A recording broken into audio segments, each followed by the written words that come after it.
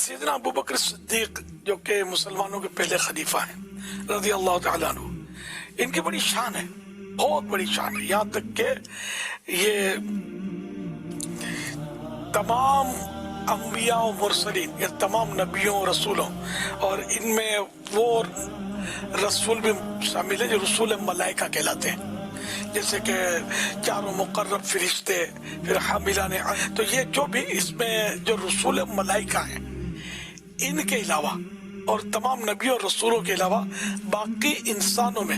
سب سے افضل جو ہے یہ حضرت ابوبکر صدیق رضی اللہ عنہ ہے۔ آج تمام اہل سنت کی عوام کو ایک انتہائی اہم عقیدے کی طرف توجہ دلانا چاہتا ہوں۔ ہو سکتا ہے کہ اس کی طرف بہت سوں کی توجہ نہ ہو، اور ہو سکتا ہے کہ بعض لوگ جوش خطابت کے اندر اس کے مخالف عقیدہ بیان کریں، اور وہ معاذ اللہ کلمہ کفر ہوگا۔ یاد رکھیے گا، اہل سنت کا جو عقیدہ ہے کہ حضرت سیدنا صدیق اکبر ابوبکر صدیق رضی اللہ تعالیٰ عنہ تمام انبیاء اور مرسلین کے بعد تمام مخلوقات الہی سے افضل ہیں۔ بالکل یہ عقیدہ حق ہے، اس میں کسی قسم کا شک و شبہ نہیں ہے، لیکن یہاں پر تفصیل اس بات میں ذہن میں رکھیے گا، اس میں جو لفظ مرسلین استعمال ہوتا ہے، یاد رکھیے گا اس لفظ مرسلین سے مراد وہ رسول جو انبیاء علیہ السلام میں تشریف لائے وہ بھی ہیں، اور وہ رسول جو فرشتوں میں ہوتے ہیں وہ بھی ہیں، یعنی ان کے بعد حضرت سیدنا صدیق اکبر رضی اللہ تعالیٰ عنہ تمام مخلوقات الہی سے افضل ہیں۔ یاد رکھیے گا، فرشتوں میں بھی رسول ہوتے ہیں جنہیں مرسلین ملائکہ کہتے ہیں، انہیں ملائکہ مقربین بھی کہتے ہیں، جیسے حضرت سیدنا جبریل امین علیہ السلام،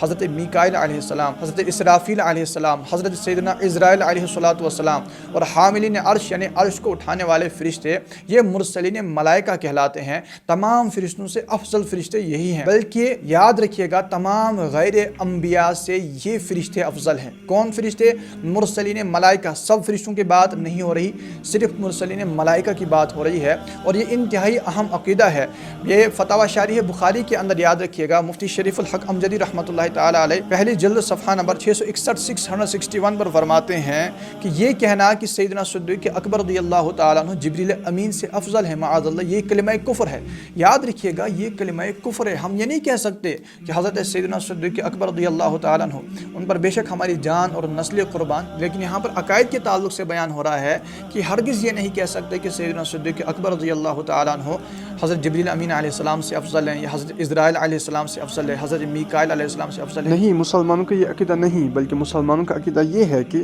انبیاء اور مرسلین کے بعد حضرت سیدنا صدیق اکبر رضی اللہ تعالیٰ عنہ افضل ہیں، اور مرسلین سے مراد کیا ہے؟ وہ رسول جو انسانوں میں تشریف لائے اور وہ رسول جو ملائکہ میں ہیں، ان کے بعد سیدنا صدیق اکبر رضی اللہ تعالیٰ عنہ کا مقام اور مرتبہ ہے۔ اور یاد رکھیے گا یہ انتہائی اہم اور بنیادی عقیدہ ہے۔ اس پر فرماتے ہیں کہ اہل سنت کے اجماعی عقیدے کے مطابق حضرت جبریل امین علیہ السلام سیدنا صدیق اکبر رضی اللہ تعالیٰ عنہ سے افضل ہیں، اور عقیدہ یہ ہے کہ رسول بشر یعنی وہ رسول جو انسانوں میں تشریف لائے وہ رسول ملائکہ سے افضل ہوتے ہیں، اور رسول ملائکہ یہ تمام غیر انبیاء سے افضل ہیں۔ غیر انبیاء میں تمام آگے صحابہ کرام علیہم رضوان بھی، اولیاء کاملین بھی، کہ رسول ملائکہ ان تمام سے افضل ہیں۔ سید اعلیٰ حضرت امام اہل سنت امام احمد رضا خان رحمۃ اللہ تعالیٰ علیہ فتاوی رضویہ کی جلد نمبر 29 صفحہ نمبر 630 پر ارشاد فرماتے ہیں کہ مرسلین ملائکہ بالاجماع تمام غیر انبیاء سے افضل ہیں۔ اور یاد رکھیے گا یہ عقیدہ ضروریات دین سے متعلق ہے۔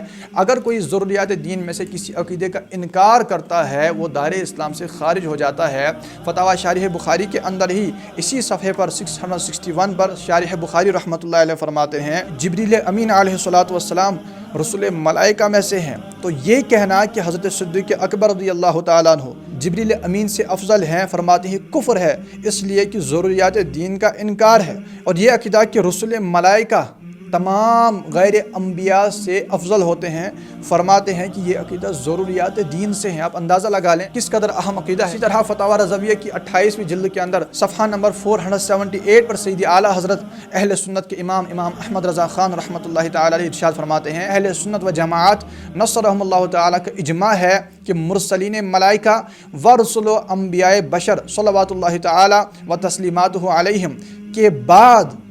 حضرات خلفائے اربعہ رضی اللہ تعالی عنہم اجمعین تمام مخلوق الہی سے افضل ہیں۔ وہی عقیدہ جو میں ابھی تک بیان کر رہا تھا۔ اس طرح سید اعلیٰ حضرت رحمۃ اللہ تعالی علیہ کا عقائد پر رسالہ اعتقاد الاحباب، جس کا ترجمہ 10 اسلامی عقیدے کے نام سے کیا گیا ہے، اس میں ارشاد فرماتے ہیں کہ ان مرسلین ملائکہ حضرت جبریل و میکائیل و اسرافیل و عزرائیل علیہم السلام اور عرش معلیٰ کو اٹھانے والے فرشتوں کے بعد اللہ کی بارگاہ میں مقبولیت کے مرتبے پر چمکنے والے، یعنی سب سے بڑے مرتبے والے اصحاب سید المرسلین یعنی نبی پاک صلی اللہ علیہ وسلم کے صحابہ ہیں۔ وہ فرشتے جو فرشتوں کے رسول کہلاتے ہیں، ان کے بعد اصحاب نبی صلی اللہ علیہ وسلم کا مرتبہ ہوتا ہے۔ اسی طرح ارشاد فرماتے ہیں کہ انبیاء اور مرسلین علیہم السلام کے بعد اعلیٰ طبقہ ملائکہ مقربین کا، یعنی فرشتوں کے جو رسول ہیں، رسول ملائکہ، ان کا مرتبہ ہے، اور ان کے مرتبے کے بعد یاد رکھیے گا صحابہ کرام علیہم رضوان کا مرتبہ ہے۔ یہاں پہ تمام فرشتوں کی بات نہیں ہو رہی ہے، صرف اور صرف مرسلین ملائکہ کی بات ہو رہی ہے۔